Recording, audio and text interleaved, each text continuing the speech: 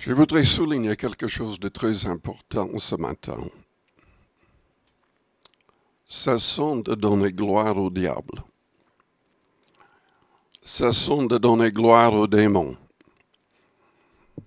Ne gaspillons même pas notre temps, parlons trop des démons. Il faut parler du Seigneur. Il faut parler de notre Dieu tout-puissant. Le diable ne peut absolument rien faire contre celui qui est en règle avec Dieu. Les démons ne peuvent absolument rien faire contre les personnes qui sont en règle avec Dieu. Il peut agir uniquement si Dieu le permet. Et jamais autrement. Jamais. Il nous demande quand même d'utiliser notre foi. Nous devons nous humilier. Dans Jacques 4, la Bible dit quoi? Soumettez-vous à Dieu. Résistez au diable. Il va faire quoi? Il fuira, il va partir très loin de nous. Très loin de nous. Celui qui est pleinement soumis à Dieu, contrôlé par la parole, contrôlé par le Saint-Esprit, qui a le Saint-Esprit, il fait peur au diable. Il fait peur aux démons. Cessons de dire que le diable ferme les portes. Le diable ne peut fermer aucune porte. C'est Dieu qui ferme les portes et qui ouvre les portes. Il suffit de trouver la volonté de Dieu. Souvent, les portes pour nous sont fermées parce que nous essayons d'ouvrir la mauvaise porte. Nous prions, nous demandons à Dieu de bénir, non pas ses plans, mais nos plans. Nos plans qui sont complètement à l'opposé du plan de Dieu. Est-ce que vous connaissez le plan de Dieu pour votre vie? Vous savez, mon meilleur ami d'enfance, il voulait être ingénieur et gagner énormément d'argent. J'ai prophétisé quand j'avais 15 ans qu'il allait devenir pasteur et non pas ingénieur. Il ne voulait plus me parler pendant plusieurs semaines après la prophétie. Et il a mis la prophétie de côté. Il a tout fait pour devenir ingénieur. Il est allé à l'université, mais bizarrement, il avait du mal avec le maths. Il avait 4 années quand même à l'université, recevant les meilleures notes. Mais après, non, les portes ne se sont pas ouvertes dans ce sens. Pas du tout. Il était déjà musicien. Il avait joué l'accordéon avec moi pendant des années. On voyageait même assez souvent. Et il était très, très calé au niveau de la musique. D'ailleurs, il arrivait à jouer presque tous les instruments qui existent. Il était dans un orchestre symphonique avant de quitter le lycée, etc. En plus. Donc après l'université, un évangéliste l'a demandé de voyager avec lui pendant un temps et de présenter la partie musique. Il a accepté. Il s'est marié très jeune et il est parti avec sa femme, avec cet évangéliste. Mais après un certain temps, et je devrais expliquer que cet évangéliste, il est dans la gloire céleste actuellement, mais à l'époque, lui, il avait tout un groupe. Est-ce que quelqu'un a vu, nous l'avons présenté une fois, le spectacle Les portes du ciel, les flammes de l'enfer. Vous vous souvenez quand on a fait ça? Peut-être que vous l'avez vu ailleurs. Quelques personnes se souviennent en tout cas. C'était cet évangéliste qui avait inventé cela et plein d'autres spectacles. Mais lui, c'était différent parce qu'il avait dépensé des milliers de dollars pour l'équipement, pour ses présentations. Et pendant toute la présentation, enfin, les acteurs ne disaient rien. Lui, il prêchait tout au long. Et il y avait énormément de gens qui se convertissaient partout où il présentait ces choses. Mais après un certain temps, l'évangéliste lui a dit, mais je voudrais avoir une soirée pour les jeunes et je voudrais qu'un jeune dise quelque chose. Il a poussé, il a aidé à préparer un message pour les jeunes. Il a fait. Et petit à petit, après un temps, il était invité à être responsable pour toute la musique dans l'église où je me suis converti. Et là, la porte s'est ouverte pour qu'il travaille avec les jeunes, etc. Finalement,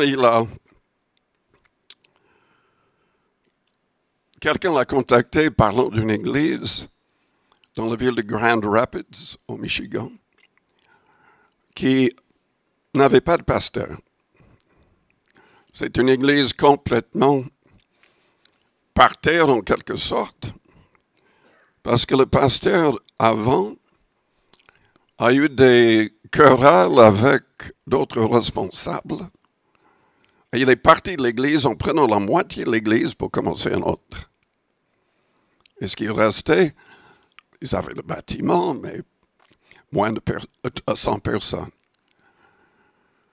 Il a accepté de devenir pasteur de cette église, sans formation d'une école de théologie. Mais le Seigneur l'a formé lui-même. Il dépendait du jeûne et de la prière. Et en 25 ans de ministère dans cette église, ils étaient obligés de changer de bâtiment. Ils ont acheté 12 hectares de terrain. Ils ont fait construire un premier bâtiment pour 1700 personnes que le Seigneur a rempli 5 fois le dimanche. Pendant ces 25 ans, presque tous ces 25 ans, il prêchait 5 fois chaque dimanche. Ensuite, ils ont fait construire un bâtiment avec plus de 6000 places. Et ils ont commencé une école où ils avaient 2000 étudiants tous les jours. Il a laissé ça avec un autre pasteur. Mais ça montre que nos plans ne sont pas les plans de Dieu. Il faut accepter son plan. Lisons dans Job, le livre de Job.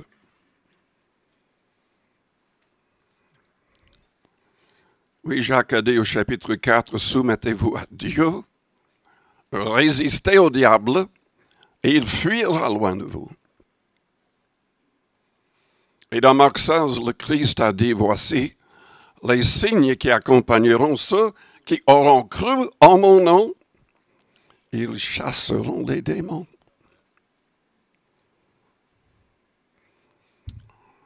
Vous savez, quand on est pleinement soumis à Dieu, pleinement sous le contrôle du Saint-Esprit, le simple fait d'entrer dans une salle peut faire fuir les démons. Ça peut faire réagir quelqu'un qui est possédé de démons. Scott, qui a commencé le mouvement des Assemblées de Dieu en France, il était à l'anglais de l'Angleterre. Il était en France uniquement parce qu'il devait apprendre le français. Il voulait aller comme missionnaire en Afrique. Mais cet homme était tellement contrôlé par le Saint-Esprit quand il faisait des missions. Quand il entrait dans la salle, s'il y avait des gens possédés de démons, il y en avait beaucoup parce qu'il y avait beaucoup de non-convertis qui venaient. Tous les gens possédés de démons, quand il entrait, tombaient par terre et commençaient à réagir comme des serpents ou sous la force des forces démoniaques. Et il n'aimait pas trop les chats.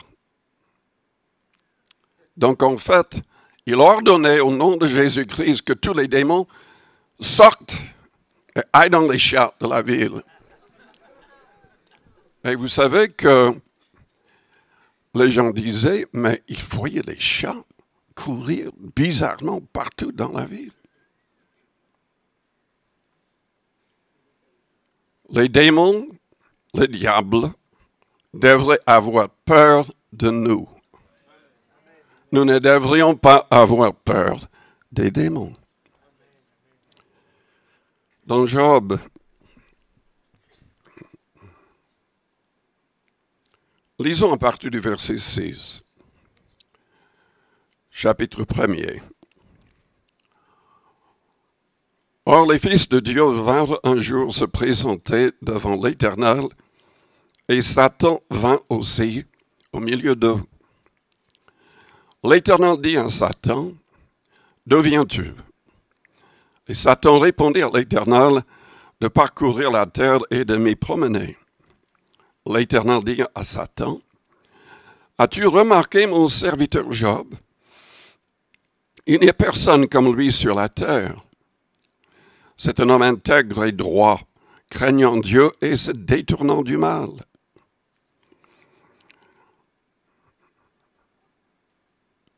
Est-ce que vous voudriez que Dieu parle ainsi de vous?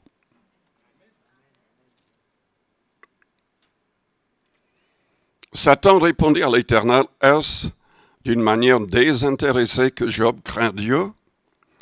Ne l'as-tu pas protégé, lui, sa maison, et tout ce qui est à lui? Tu as béni l'œuvre de ses mains, et ses troupeaux couvrent le pays. Mais étends ta main, touche à tout ce qui lui appartient, et je suis sûr qu'il te maudit en face. » L'Éternel dit à Satan, « Voici tout ce qui lui appartient, je te le livre. Seulement ne porte pas la main sur lui. » Et Satan se retira de devant la face de l'Éternel. Vous remarquerez que Job était protégé. Satan ne pouvait pas le toucher jusqu'à ce que Dieu donne la permission de le faire. Tout ce qui se passe dans notre vie n'est pas simplement parce que le diable ou les démons nous attaquent. Dieu le permet pour toutes sortes de raisons. Mais il veut qu'on utilise la prière, la foi, le jeûne, qu'on se met en règle dans les moindres détails pour qu'il puisse de nouveau nous protéger. Si vous connaissez l'histoire de Job, une seconde fois, Satan s'est présenté. Il faudrait que j'explique que Job a perdu tous ses biens. Tout a été détruit. Toute sa famille, à part sa femme, tous ses enfants ont été tués. C'est quand même difficile à imaginer, à comprendre pourquoi Dieu a permis cela.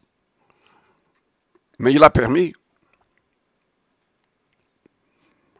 Ensuite, la Bible souligne le fait que dans tout cela, Job n'a pas péché. Il a continué à donner gloire à Dieu quand même. Mais il n'a pas réagi de la bonne manière au départ. Évidemment, c'est difficile de réagir bien quand on est malade. Car la seconde fois, Dieu a permis que Satan le touche dans sa santé. Il était couvert du sel de la tête jusqu'aux pieds. Il souffrait de manière terrible. Il était méconnaissable. C'était tellement horrible à voir que ses amis qui sont arrivés ne savaient même pas quoi dire. Ils n'ont pas ouvert la bouche pendant une semaine. Et malheureusement, à cause d'un esprit qui est passé dans la nuit, les amis de Job ont commencé à se croire très spirituels. Ils croyaient avoir toutes les réponses. Ils ont commencé à la condamner, disant que s'il avait tous ces problèmes, c'est parce qu'il était très loin de Dieu, il avait commis des choses abominables. C'était faux. Mais il est vrai qu'il y avait un problème avec Job, qui a été solutionné à la fin de l'histoire. Job avait un problème d'orgueil. L'orgueil est spirituel. Il est vrai que Job essayait d'être toujours en règle avec Dieu.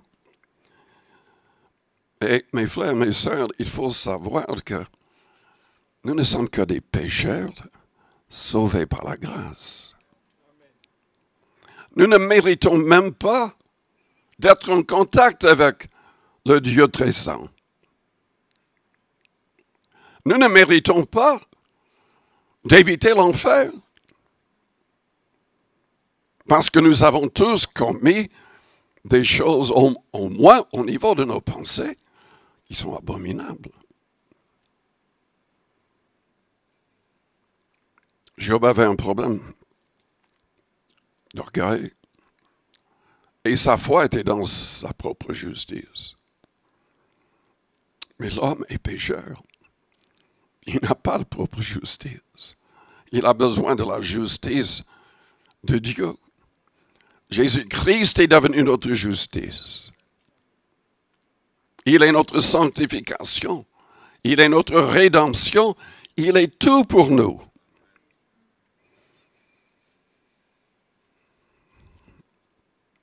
Quand Job s'est rendu compte de cela, parce que Dieu lui a parlé, Dieu a repris ses amis qui disaient n'importe quoi aussi. Quand Job s'est repenti et quand il a accepté de pardonner à ses amis, Dieu l'a guéri. Et Dieu lui a donné 2 fois plus de choses qu'il n'avait au départ. Au niveau de famille, richesse et tout. Mais je voulais souligner le fait que le diable ne peut pas, en tout cas d'après cette histoire, il n'a pas le droit de toucher à celui qui est l'élu de Dieu. Dieu protège. S'il permet que des choses mauvaises nous arrivent, c'est parce qu'il veut nous façonner davantage à l'image de Jésus-Christ. C'est parce qu'il veut que nous soyons sauvés. Si Pierre a dit dans 2 Pierre chapitre 3 que Dieu use de patience envers nous, nous voulons qu'aucun périsse, mais que tous arrivent à la repentance, écoutez-moi bien. C'est parce qu'il y a plein de gens qui croient en Dieu, mais qui ne seront pas sauvés, à moins d'arriver à la repentance. Si vous ne changez pas de vie complètement, vous ne serez pas sauvés. Selon 2 Corinthiens chapitre 5 au verset 17, ceux qui sont en Christ tout a changé dans leur vie. Tout a changé. Est-ce que tout a changé dans votre vie? Est-ce que Jésus est vraiment le Seigneur de votre vie? Est-ce que vous demandez son avis? Est-ce que vous cherchez ses plans?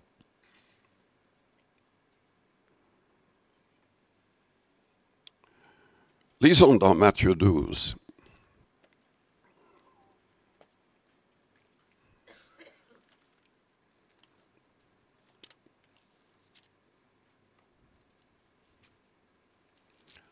Le diable a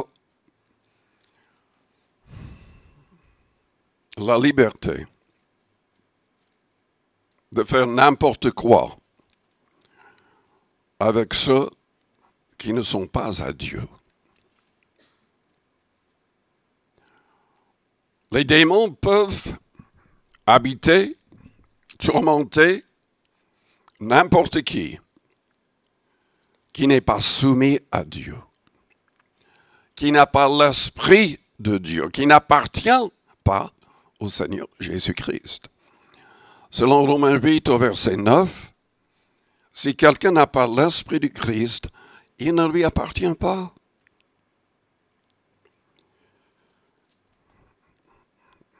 Nous ne pouvons pas chasser les démons, à moins d'avoir le Saint-Esprit. Dans Matthieu 12, au verset 28, Jésus a dit, si c'est par l'Esprit de Dieu que je chasse les démons, le royaume de Dieu est donc venu vers vous. Donc nous devons avoir le Saint-Esprit, nous devons agir par le Saint-Esprit de Dieu pour chasser les démons. Et au verset 43,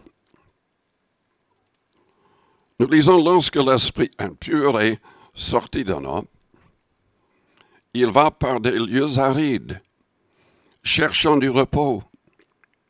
Il n'en trouve point. Alors il dit, je retournerai dans ma maison, d'où je suis sorti. Et quand il arrive, il la trouve vide. J'ai saclé ce mot-là dans ma Bible. Balayé et orné. Ce n'est pas assez d'être délivré des démons. Si sa vie ne change pas, si on ne se soumet pas à Dieu pleinement, si on ne reçoit pas le Saint-Esprit, notre corps doit devenir le temple du Saint-Esprit. Paul a écrit, « Christ en vous est l'espérance de la gloire. » Il est en nous par son Esprit.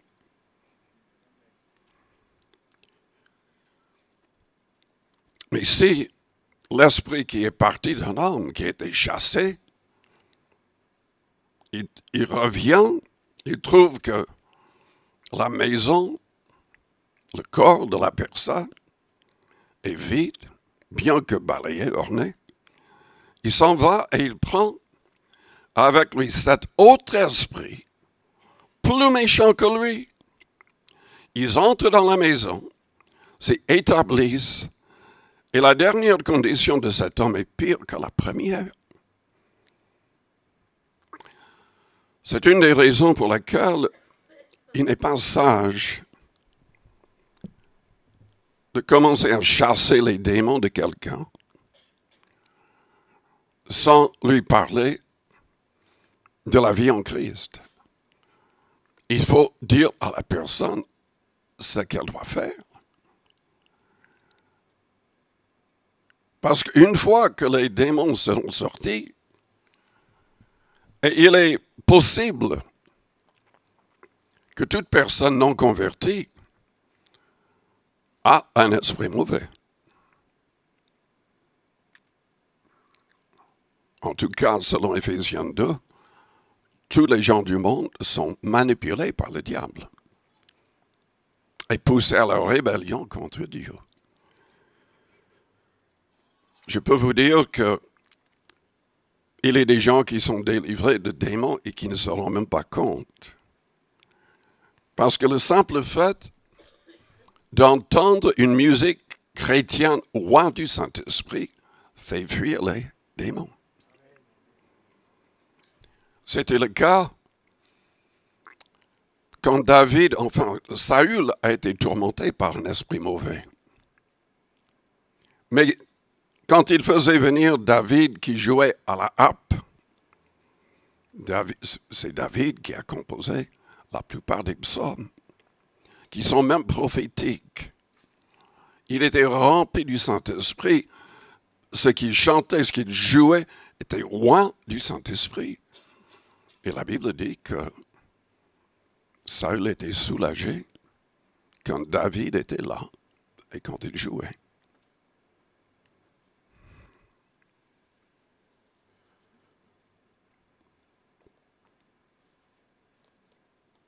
Donc, il y a sans doute beaucoup de gens qui viennent dans nos réunions. Et quand, par la musique, ils sont souvent délivrés. Je me rappelle que, dans l'église où je me suis converti, c'était une grande église, on avait 2 chorales. Il y avait une chorale qui chantait le matin, dimanche matin, et la chorale des jeunes qui chantaient tous les après-midi, les dimanches. On avait 65 personnes dans la chorale des jeunes. Et on prenait le temps de prier en langue.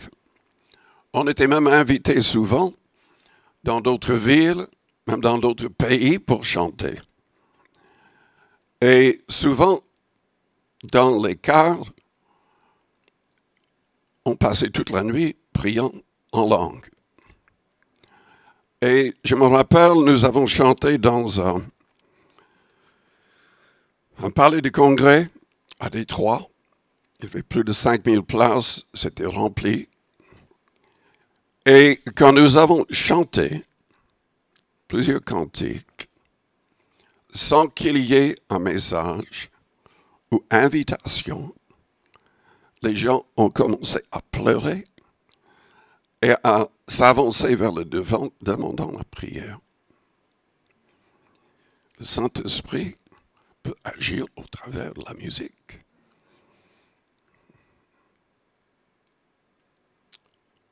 Évidemment, il y a d'autres personnes qui sont fortement habitées par des esprits mauvais.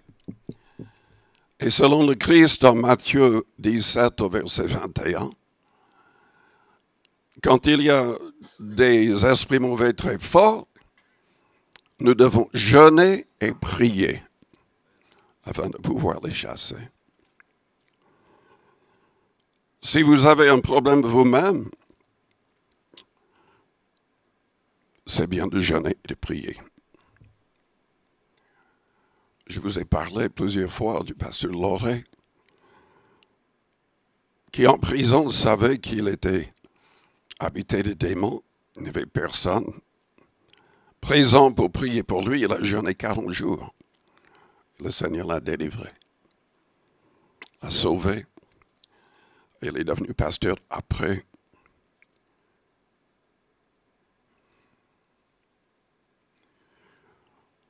Souvent, les gens ont des problèmes avec des démons à cause d'ignorance. Je crois quand même que n'importe qui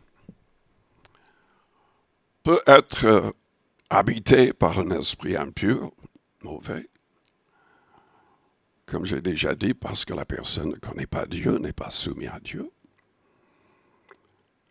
et touche à des choses qui attirent les démons. Peut-être que vous ne le saviez pas, mais le simple fait d'avoir des images, des statues, ça attire des démons. Et il est dommage que l'Église catholique n'a pas compris cela. Nous ne devrions pas avoir des statues de quoi que ce soit. C'est interdit tout au long de la Bible. Et dans 1 Corinthiens 10, c'est souligné qu'on est en contact avec des démons quand on est idolâtre. Et aussi, il y a le problème de choses comme dans le Deutéronome au chapitre 18, au verset 9. Beaucoup de gens touchent à ces choses sans savoir que c'est une porte ouverte pour être troublé par des esprits mauvais. Lorsque tu seras entré dans le pays que l'Éternel, ton Dieu, te donne, tu n'apprendras point à imiter les abominations de ces nations-là. Qu'on ne trouve chez toi personne qui fasse passer son fils ou sa fille par le feu. Personne qui exerce le métier de devin, d'astrologue, d'augure, de magicien, dans le sens de vraiment toucher aux esprits mauvais, à tout ce qui est occulte, d'enchanteur, personne qui consulte ce qui évoque les esprits ou disent la bonne aventure, personne qui interroge les morts, car quiconque fait ces choses est en abomination à l'Éternel, et c'est à cause de ces abominations que l'Éternel ton Dieu va chasser ces nations devant toi. Tu seras entièrement à l'Éternel ton Dieu, car ces nations que tu chasseras écoutent les astrologues et les devins, mais à toi l'Éternel ton Dieu ne le permet pas. Toutes ces choses ouvrent la porte vers une domination démoniaque. On peut attirer des malédictions de toutes sortes sur nous-mêmes et sur nos familles. Et ça peut toucher la santé de la personne ou aussi la personnalité de la personne, à tel point que tout peut être même contrôlé par l'esprit impur. La malhonnêteté, l'hypocrisie spirituelle est un grand danger. Judas Iscariot faisait partie des 12 apôtres. Il était malhonnête. Il était le trésorier, et la Bible souligne le fait qu'il prenait souvent ce qui était dans la caisse. Et la Bible dit, c'est Judas qui a trahi le Christ, mais la Bible dit, ce n'était pas un démon, c'était le diable en personne qui est entré en Judas quand il y avait cette trahison.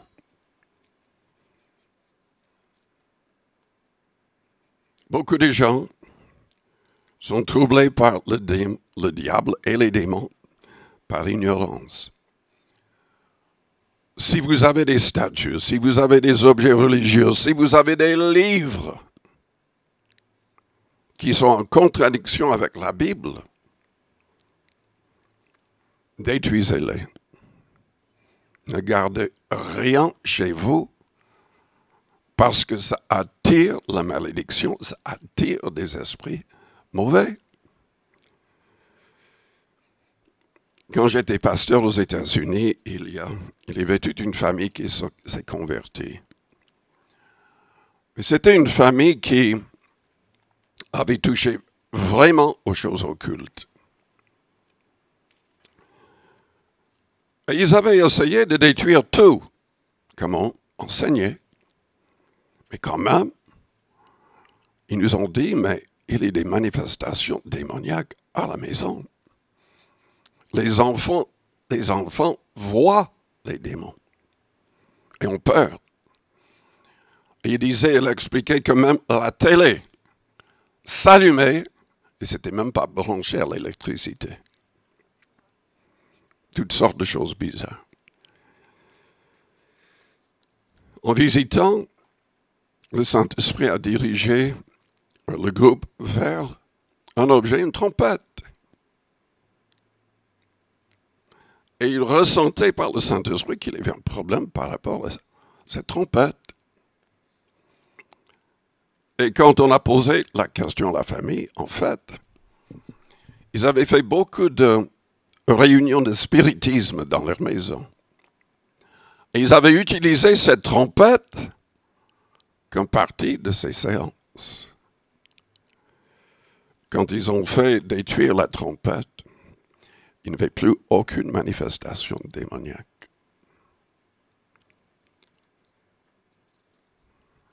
Il y a aussi le problème de gris-gris, soi-disant porte-bonheur. Au début de notre église ici à Paris, il y avait un homme que nous avons baptisé qui n'a pas écouté. Et vous savez, malheureusement, il y a des gens qui ne comprennent vraiment pas. Je suis troublé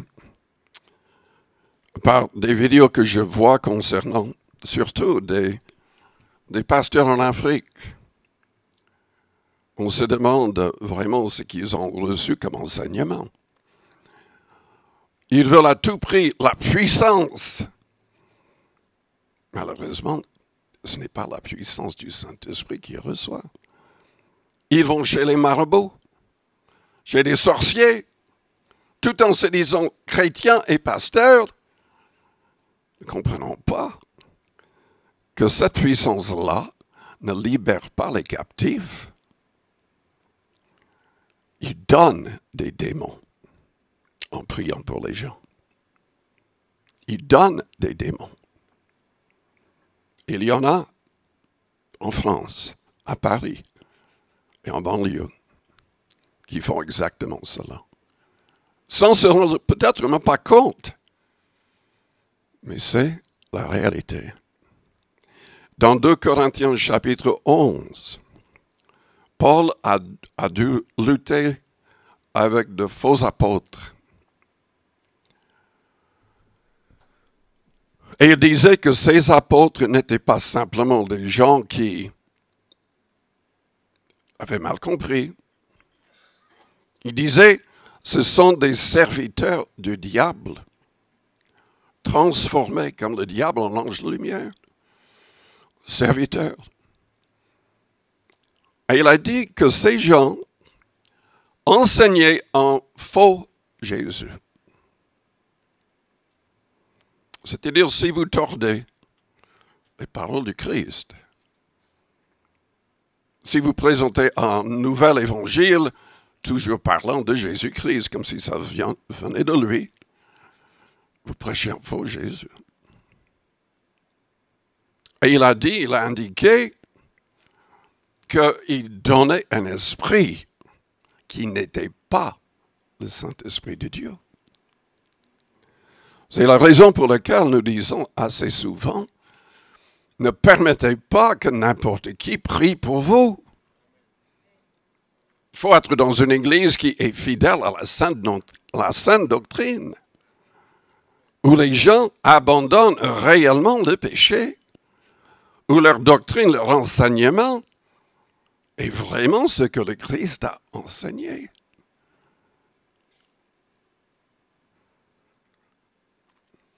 Nous avons de plus en plus de gens qui prêchent un faux Jésus,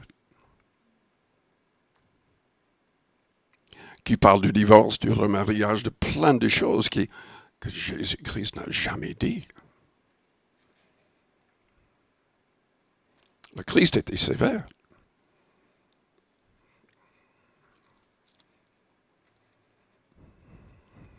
En tout cas, cette personne dans l'Église, il a gardé ses gris-gris, ses porte-bonheur. Et pendant la réunion, quand je prêchais, il est tombé par terre. Il ne respirait pas. Il y avait deux personnes qui étaient un docteur dans l'Église et remplis de l'Esprit. Ils ont ouvert le veste, ils ont cherché, le Saint-Esprit les a poussés à chercher. Il avait des gris-gris dans les poches intérieures de sa veste. Et c'était ça qui causait le problème. Dans une autre église, dans l'église que j'avais commencé à travailler, il y avait une femme qui est venue, et 2 fois, elle est tombée comme ça, pendant la prédication, et ne respirait pas pendant un temps. On ne comprenait pas du tout. Nous avons appris après, elle n'est jamais revenue, qu'en fait,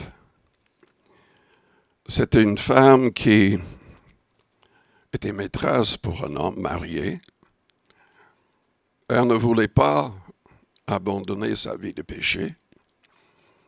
Elle avait une petite boîte en métal. À l'intérieur de cette boîte, il y avait les cheveux de son amant. Et chaque fois qu'elle touchait ça, dans une réunion où il y avait le Saint-Esprit, les démons agissaient.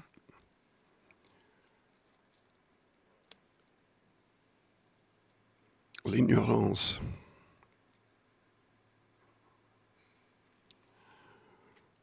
On peut être croyant, mais si on est orgueilleux, si on croit tout savoir, si on est désobéissant par rapport à la parole, les démons ont le droit de nous troubler. Quand même, c'est Dieu qui va le permettre. Lisons dans 1 Samuel chapitre 16.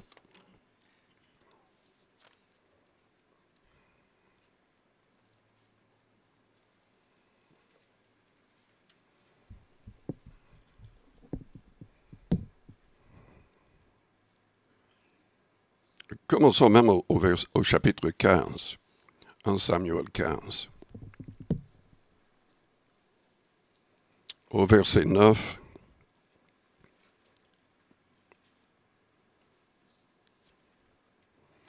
Mais Saül et le peuple épargnèrent Agag, qui était roi,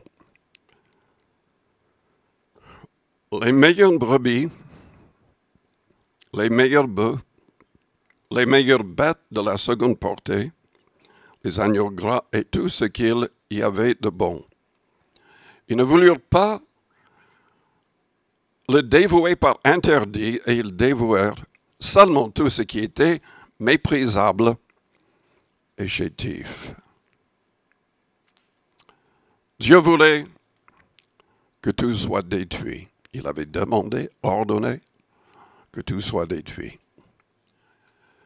Il ne voulait rien de ce roi, de ce peuple, même des animaux, parce que tout était souillé, sans doute par des démons. On se demande souvent pourquoi Dieu a fait anéantir les peuples. Et c'était dans des abominations où Dieu ne pouvait rien faire pour les aider. Parce qu'il ne voulait pas que Dieu les change.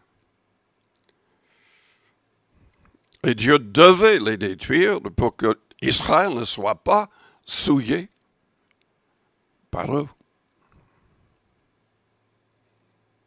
Au verset 10, l'Éternel adressa la parole à Samuel et lui dit, « Je me repens d'avoir établi Saül pour roi, car il se détourne de moi, et il n'observe point mes paroles. » Samuel fut irrité et il cria à l'Éternel toute la nuit. Il se leva de bon matin pour aller au-devant de Saül, et on vint lui dire, Saül est allé à Carmel, et voici, il s'est érigé un monument. Puis il s'en est retourné, passant plus loin, il est descendu à Gilgal. En fait, Dieu a dû dire à Samuel, mais cesse de prier pour cet homme. Je l'ai rejeté. Il ne sera plus roi en Israël. Et la Bible dit, c'est au chapitre 16, au verset 14, l'Esprit de l'Éternel se retira de Saül, qui fut agité par un mauvais esprit venant de qui? Venant de l'Éternel. Dieu l'a permis. Dieu a donné la permission à l'esprit mauvais d'entrer dans cet homme à cause de son orgueil, à cause de son mépris de la parole, à cause de sa désobéissance plusieurs fois devant tout le peuple.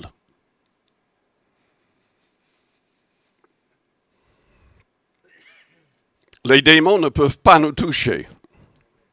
Un chrétien ne peut pas être habité par un esprit mauvais et avoir le Saint-Esprit.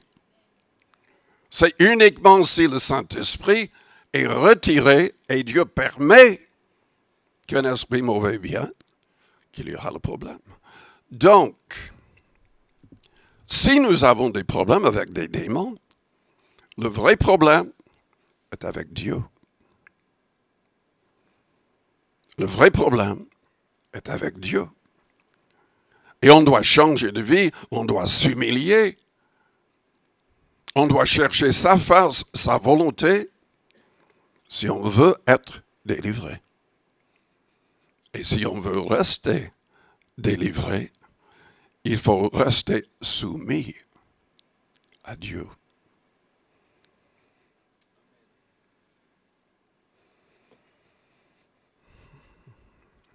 Nous ne recevons rien de la part du Seigneur si nous manquons de foi. Nous ne recevons rien du Seigneur si nous ne voulons pas changer nos attitudes, acceptant d'aimer même nos ennemis et de pardonner. Dans Marc chapitre 11, il y a l'histoire que vous connaissez bien, à partir du verset 20, Marc 11, verset 20. Le matin, en passant, les disciples virent le figuier séché jusqu'aux racines. Pierre, se rappelant ce qui s'était passé, dit à Jésus, « Rabbi, regarde, le figuier que tu as maudit a séché. » Jésus prit la parole et leur dit, « Ayez foi en Dieu. Je vous le dis en vérité, si quelqu'un dit à cette montagne, ôte-toi de là, et jette-toi dans la mer, et s'il ne doute point en son cœur, mais croit que ce qu'il dit arrive, il le verra s'accomplir.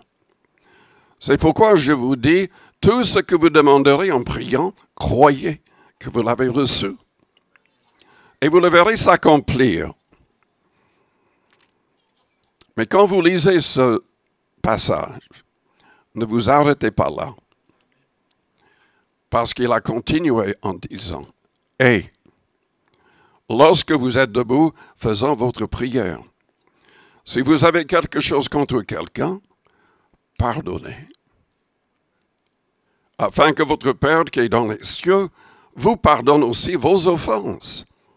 Mais si vous ne pardonnez pas, votre Père qui est dans les cieux ne vous pardonnera pas non plus vos offenses. »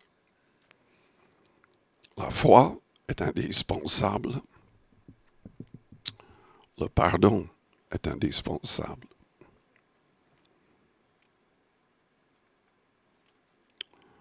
Notre problème, si nous en avons, seront toujours liés à Dieu. Quelle est notre relation avec Dieu? Sommes-nous en train de marcher selon son plan biblique? Sommes-nous en train de marcher en étant conduits par son esprit? Sommes-nous ouverts même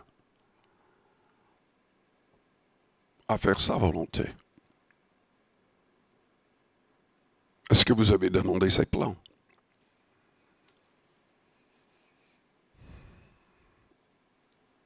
Vous choisissez une école, un travail, un mari, une femme. Est-ce que même une seule fois, vous avez été vraiment dirigé par le Seigneur?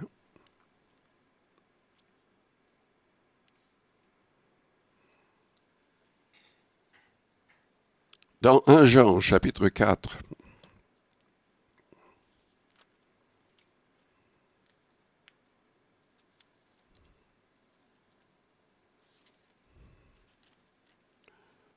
Jean, commençons au chapitre 3,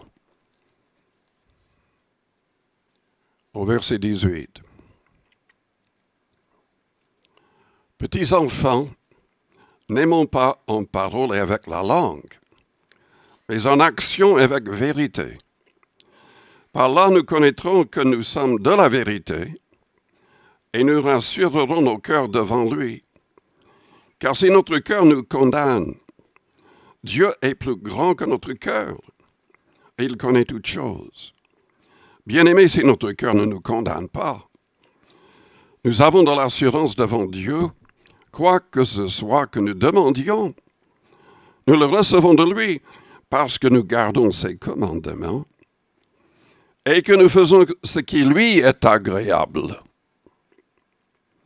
Et c'est ici son commandement que nous croyons au nom de son Fils, Jésus-Christ, et que nous nous aimions les uns les autres selon le commandement qu'il nous a donné. Celui qui garde ses commandements demeure en Dieu et Dieu en lui. Et nous connaissons qu'il demeure en nous par l'Esprit qu'il nous a donné.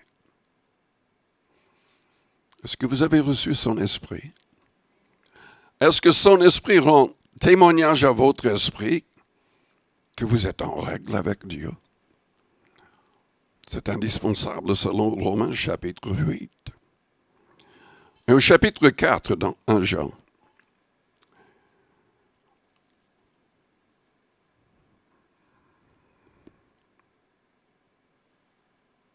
au verset 4. Vous, petits enfants, vous êtes de Dieu et vous les avez vaincus parce que celui qui est en vous est plus grand que celui qui est dans le monde. Le diable est le prince de la puissance de l'air, il a l'autorité dans ce monde. Mais celui qui est en nous, si on est un vrai chrétien, est plus grand que celui qui est dans le monde. Je vous invite à fermer vos yeux, à courber vos fronts. Avec les yeux fermés, les fronts courbés. Je vous pose la question. Est-ce que votre vie est en règle avec Dieu? Est-ce que vous avez la bénédiction de Dieu? Ou des malédictions? Parce que tout n'est pas en règle. Peut-être que vous êtes troublé par un esprit mauvais. Peut-être que vous êtes malade. Non pas à cause d'un problème normal, mais à cause d'un esprit mauvais. Il y avait des cas dans l'Évangile où Jésus a dû chasser des démons pour que la personne soit guérie. La maladie n'était pas normale. C'était lié à une présence démoniaque.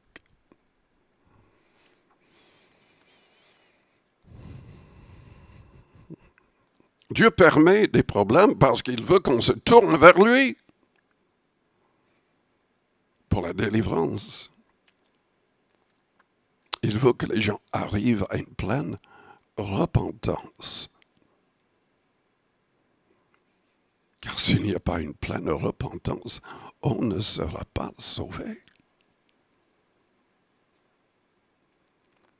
On ne doit pas rester lié par le péché, par des habitudes mauvaises.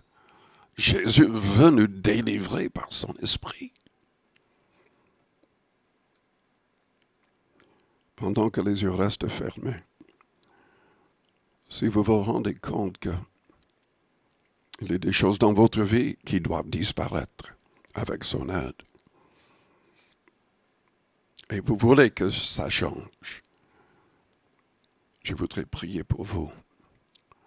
Faites-moi signe en élevant votre main. Oui, plusieurs personnes. Amen. Amen.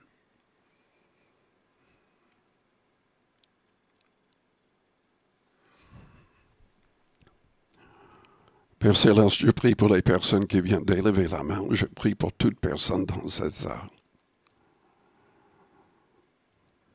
Nous voulons ta bénédiction, ta protection.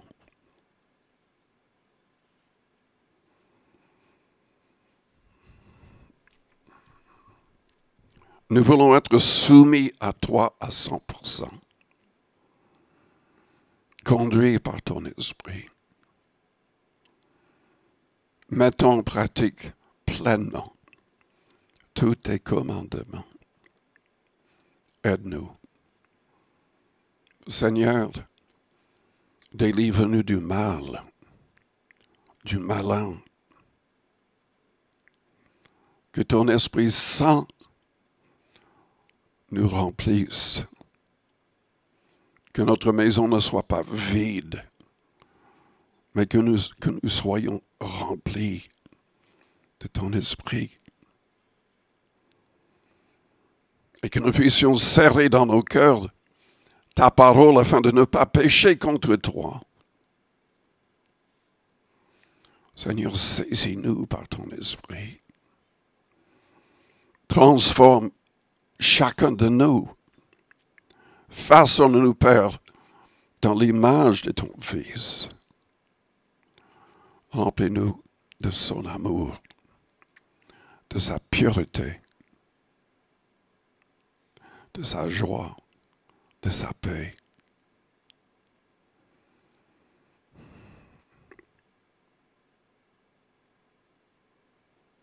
Père Céleste, que chaque personne dans notre Église mette sa vie en règle.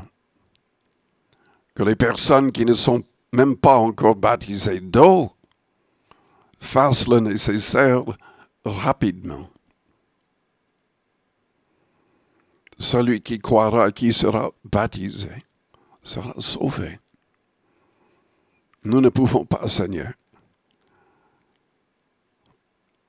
ne pas accepter ce que tu as demandé.